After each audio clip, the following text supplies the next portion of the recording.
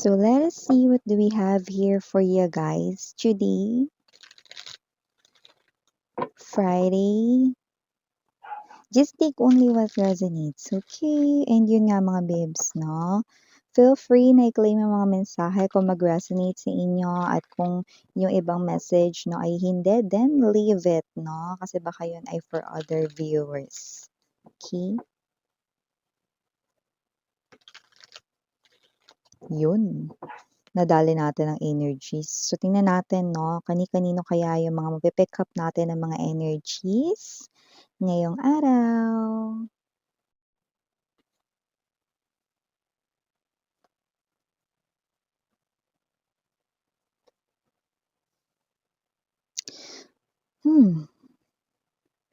So you have someone special here and you feel like that this person here is kinda distant from you. Parang may energy ka ritong hindi mo mawarian at hindi mo maintindihan. Hindi mo masyadong ma-explain or hindi mo ito masyadong magets, no, kung bakit very distant ang person mo pero nafi-feel mo. Parang may energy ng paglayo niya sa'yo, parang may energy ng panlalamig in other words, parang hindi siya masyadong nagbibigay ng time sa'yo. Ayaw mo sana mag-isip rito 'no, ng kung ano-ano or hindi magaganda, pero mukhang kinukutuban ka rito, okey? Yeah, let me just get straight to the point. In your head 'no, in your head. Yeah, 'no, para ka na ritong zombie, 'no? Kakaisip rito dahil sa head mo rito, 'no, paano kung malaman kong may iba siya? 'Yan. Kasi yun ang nakikita ko sa karamihan sa inyo. Iniisip ninyo, 'no, na iyong person rito ay, puwedeng ganito ang ikinikilos kasi baka meron siyang iba, 'yan. So, alamin nga na yan. Okey. Mhm. Okay, let me just get straight to the point 'no, okey? Meron ditong lumalabas na isang person, hindi pa sila ng person mo. Pero with the persistency, because this person here is very pursuant 'no, with the Nine of Coins energy lumalabas na this could be his or her friend, someone puwedeng bago. I also see with the Full card energy, this person here type niya ang person mo, may gusto siya sa person mo, kaya nagpaparating siya rito 'no, ginugulo niya ang isipan ng person mo, okey?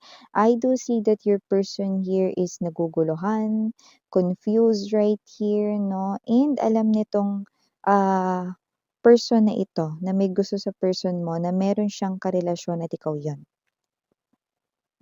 Pero hindi ko alam kung saan kumukuha ng kakapalan ng mukha 'to. Kasi mukhang mas makapal pa siya sa suwelas ng tsinelas ko mga mahal 'no.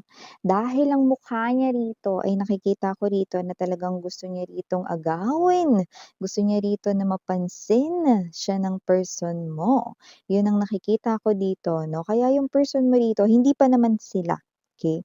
Wala pa akong nakikitang nagpaparating ang person mo rito 'no, ng kanya ritong, pagbalik or reciprocity wala sa kanilang dalawa, pero matigas yung mukha nitong third person na ito 'no, gusto niya talaga rito ang person mo 'no, kaya kahit na ang person mo ay makuha niya rito sa agaw, okey lang, at least nasa kanya na, 'di ba?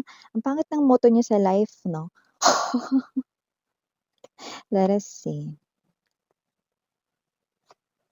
Yeah, basmita. Your person right in here 'no, yeah, ibig sabihin dun sa sinabi ko that's Korean word tama 'no, tama, okey? This person mo with the Two of Wands energy, Two of Coins right in here, talagang naguguluhan rito sa sitwasyon and ginugulo kasi siya rito ng person na ito. Yung iba nakakasama niya ito 'no ng, maraming times, okey? Like puwedeng katrabaho niya rin ito. Just take how this resonates, someone around him or her 'no, someone na nakakasalamuha niya almost everyday, okey?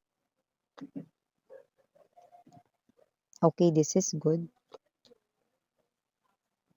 Okey. So nakikita natin dito mga mahal 'no, I love it 'no, because with this Three of Coins energy, Five of Swords right in here, and the Six of Cups. Mamaya. Pabitin. So bottom of the deck, we have the Six of Wands in reverse. I love it. Temperance and the Two of Cups energy.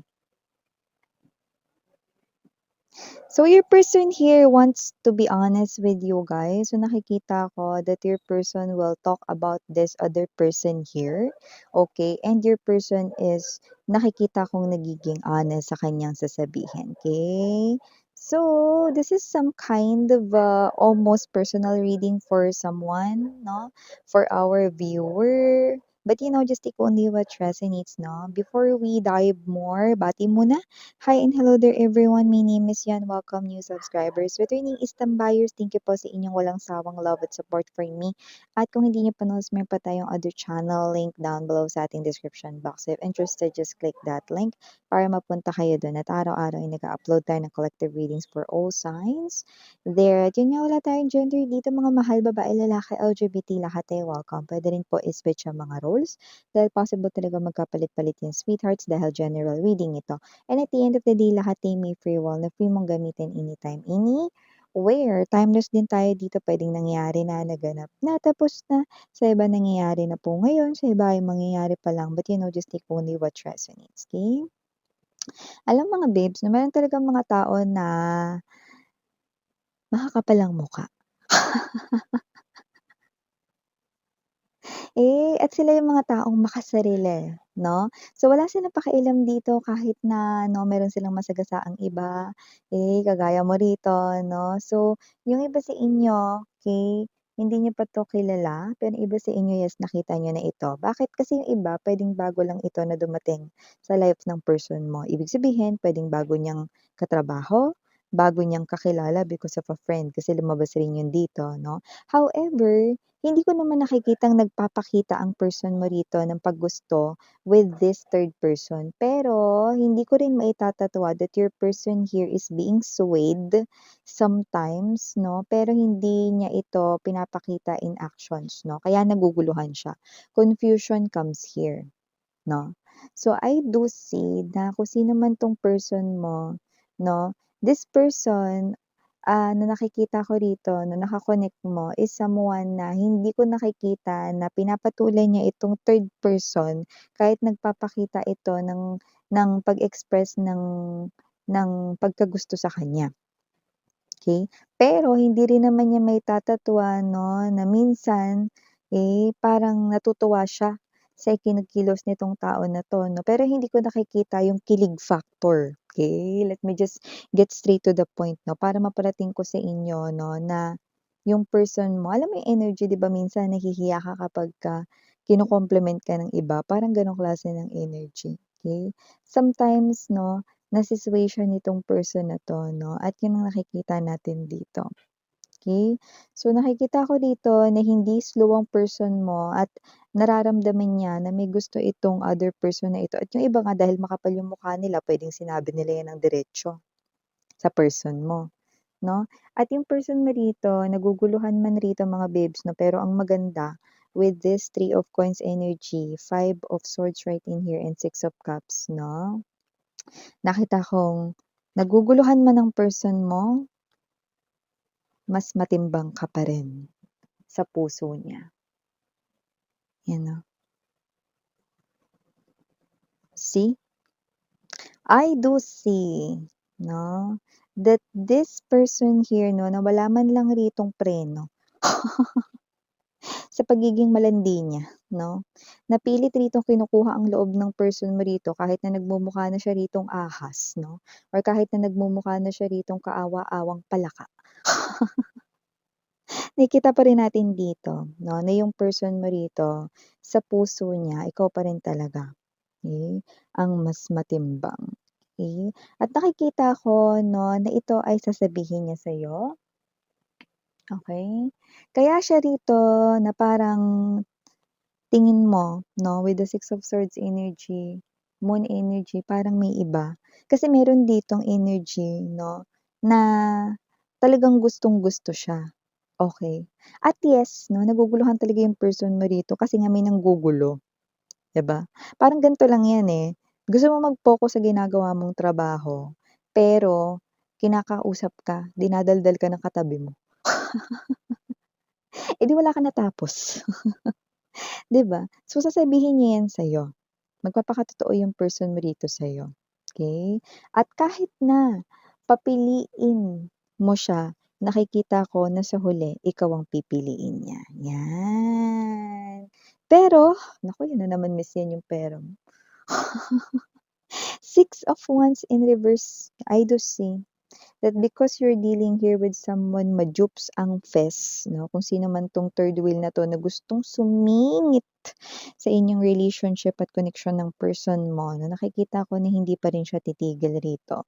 Kahit na kausapin pa siya ng person mo na tumigil na, eh, kasi alam mo kinakausap na talaga siya ng person mo dati pa na meron nga siyang someone na at ikaw nga yun. Itong person mo na 'to, kayo na nito pero yung iba sa inyo, puwedeng ito yung nanliligaw sa inyo or puwedeng hindi pa kayo, pero ikaw talaga yung gusto niya, okey? So, kung sino man 'to 'no, na gusto ritong sumingit sa inyong relationship kahit na kausapin pa 'yan ng person mo or kausapin mo pa 'yan, nakikita ko na 'yan ay hindi pa rin titigil.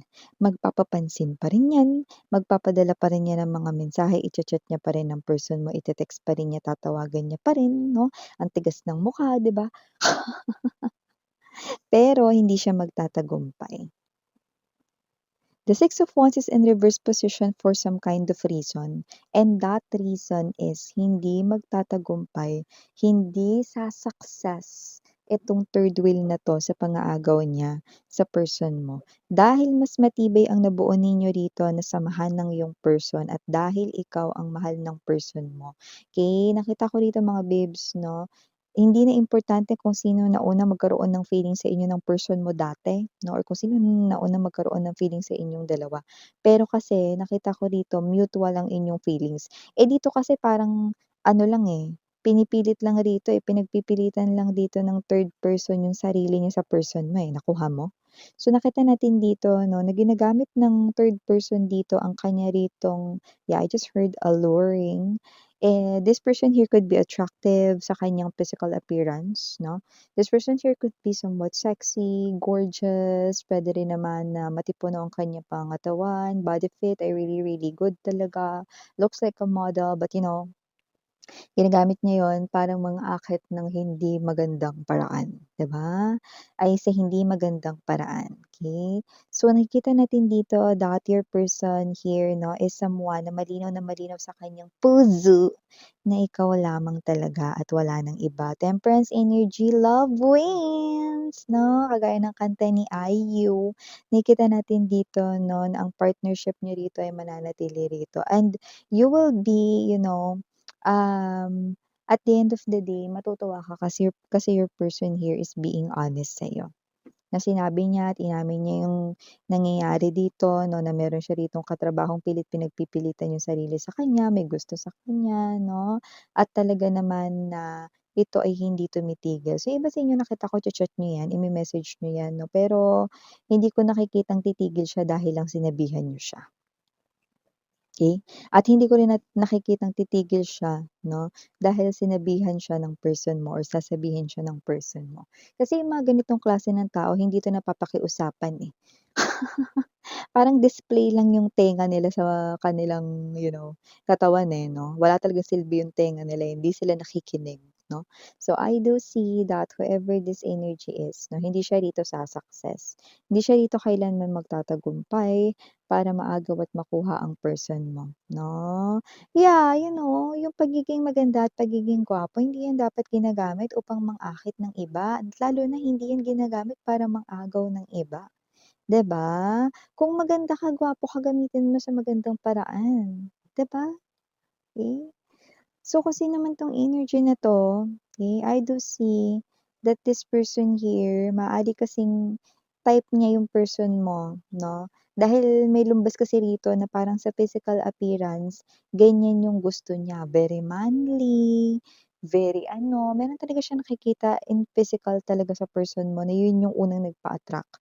Tapos nalaman niya pa 'no na faithful pa sa love yung person mo, so ano na, 'di ba?